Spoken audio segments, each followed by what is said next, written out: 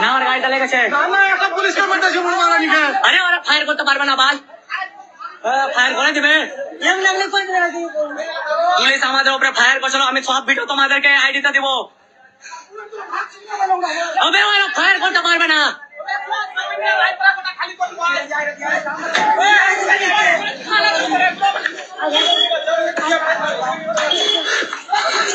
হিন্দু বলতে কোনো থাকবে না সালা মোথা বাড়িটা মুছে দে সালা জয় শ্রীরাম গাড়ি ভরে দেবো জয় শ্রীরাম জয় শ্রীরাম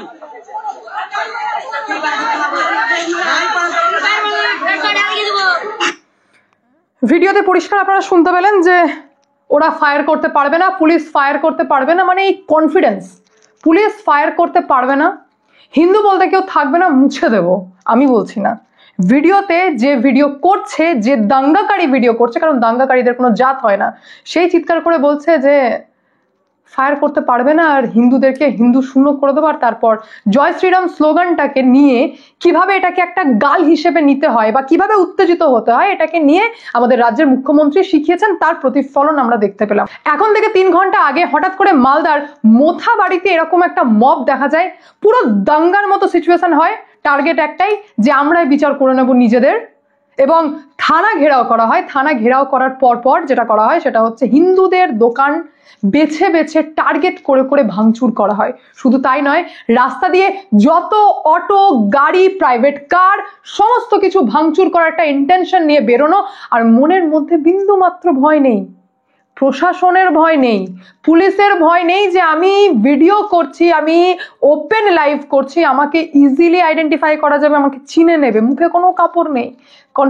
কনফিডেন্সের সঙ্গে বলছেন যে কোনো ফায়ার হবে না, পুলিশ কোনো ফায়ার করবে না। ভাই প্ল্যানিং কি ছিল এটা? আর একটা ভিডিও দেখুন। সোরে বাচ্চারা ভাগ চালাকে ভাগ চালাকে যা যা যা যা যা তোর গাড়ি হৃদয় মার মার সালা ভাগ চালাকে ভাগ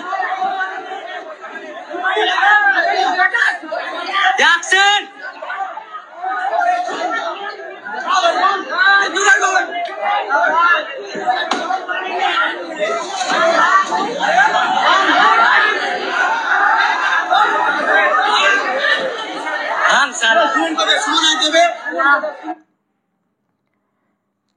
যারা ভাঙছে প্রাইভেট কার তাদের হয়তো সেই গাড়িটুকু কেনার সামর্থ্য নেই সম্ভবত।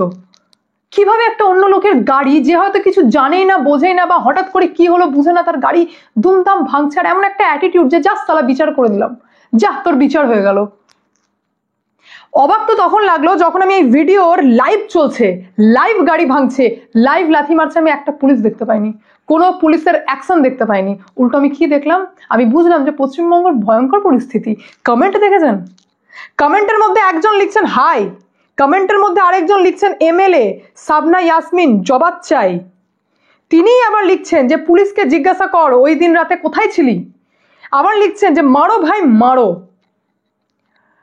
ভয়ঙ্কর হেট আর চরম ক্ষোভ, গালাগালি। ইনফ্যাক্ট এই যে ঘটনা 3 ঘন্টা আগে মালদায় ঘটেছে, এখানে বেছে বেছে টার্গেট করে করে দোকানপাট ভাঙচুর করা হয়েছে। এবার যাদের দোকানপাট ভাঙচুর করা হয়েছে তাদের কি হবে, কি তারা ন্যায় পাবে কিনা সেটা অ্যানাদার ইস্যু। আপনাদের কোয়েশ্চেন হবে যে এই ঘটনাটি ঘটার কারণ কি, কেন এত এত রক্ত গরম হয়ে এই 18, 19, 14, 15, 16, 20-র মধ্যে সব ছেলেপ্রিয়েরা রাস্তায় বেরিয়ে পড়লো, কি ঘটলো? তো ঘটনাটি যেটা ঘটেছে সেটা আমি যেটা জানতে পেরেছি সেটা আগে জানিয়ে দিই যে পরশুদিন রাত্রিবেলায় রামনবমীর জন্য নাকি একটা মিছিল বেরোয়, যে মিছিলের মধ্যে জয় শ্রীরাম স্লোগান হয়, এবং সেই স্লোগান শুনে যেটা রটেছে সেটাতে বোঝানো হচ্ছে যে আমাদের নামাজ পড়ার টাইমে নাকি জয় শ্রীরাম স্লোগান দেয়, বোম পটকা ফাটায়, তাতে আমাদের ধর্মে আঘাত লাগে।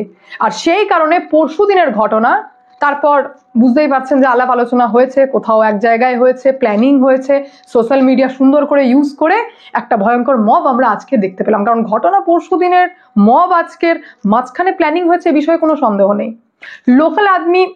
লোকাল লোকজন কি বলছেন সেটা আপনাদেরকে জানিয়ে দিই। দেখুন, এখানে বলা হচ্ছে যে মোথাবাড়িতে কালকে নামাজ চলাকালীন ফুল সাউন্ডে নাকি ডিজে বক্স বাজিয়ে নিয়ে গেছে, আর সেখানে জয় শ্রীরামের মিছিল বেরিয়েছে, চরমভাবে উত্তপ্ত করা হয়েছে, সো। কিন্তু আরেকজন হিন্দু কমেন্ট করেছেন, তিনি বলছেন যে পরশু যেটা হয়েছে সেটা অবশ্যই খুব খারাপ হয়েছে, কিন্তু সবাই বলছে তারাবির নামাজের সময় কেউ কি বলবে নামাজ কটা থেকে কটা? রামনবমীর মিছিলটা 9:30টার পর হয়েছে, রামনবমীর মিছিলটা 9:30টার পর হয়েছে, তাহলে নামাজের সময় কি করে হলো? সম্প্রীতিতে চোট লেগেছে প্রতিবাদ করো, কিন্তু মিথ্যা প্রচার করে কেন? আমিও কথা বললাম বেশ কিছু লোকাল ওই মোথাবাড়ি মালদার লোকের সাথে যে ভাই কি ঘটলো, কেন এরম ঘটলো, কেন এরম রামনবমীর মিছিলই বা বেরোলো। তো আমি জানতে পারলাম মিছিল বেরিয়েছে রাত 9:30টায়, আর আমাদের রাজ্যের নেত্রী শিখিয়েছেন যে জয় শ্রীরাম যদি কেউ বলে তাহলে সেটাকে গাল হিসেবে নেবে, সেটা তোমাকে গাল দিয়েছে, উত্তপ্ত করেছে।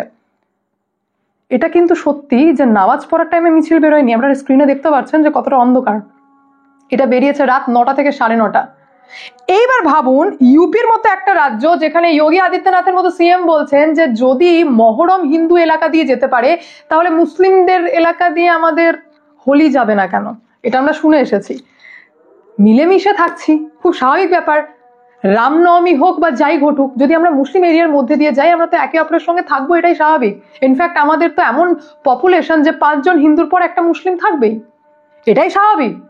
তাহলে এত উত্তপ্ত করার কারণ? আর এই প্ল্যানিং, এই যে বিচার করে নেবো, এই যে নিজের হাতে একটা কানুনকে নিয়ে নেওয়া। আমি তো কই ওখানে দেখতে পেলাম না, এমএলএ তো হচ্ছেন তৃণমূল কংগ্রেসের মোথাবাড়ির, যার নাম হচ্ছে সাবিনা ইয়াসমিন এমএলএ। আচ্ছা, এমপি হয়েছেন কংগ্রেসের, কি অ্যাকশন নিলেন আপনারা? এই যে আমি তো দেখতে পাচ্ছি কারা কারা দাঙ্গা করেছে, আমি চিনতে পাচ্ছি, আপনারা চিনতে পাচ্ছেন না? কটাকে অ্যারেস্ট করেছেন, কাদেরকে জেলে ভরলেন?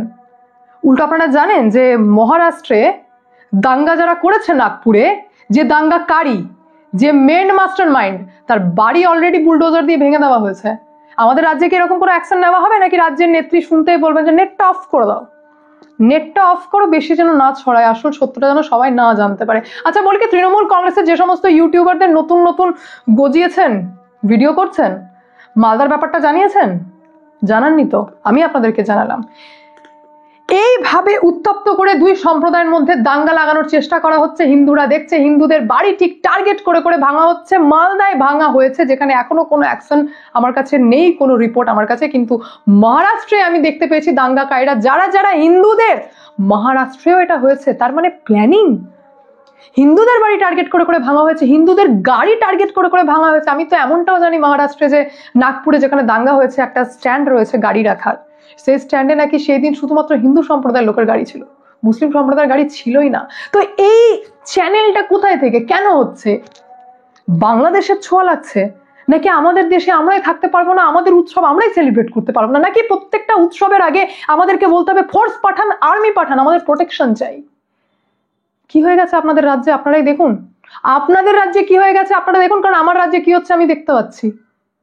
বাঙালিকে বলছি, দিদি তো লন্ডনে।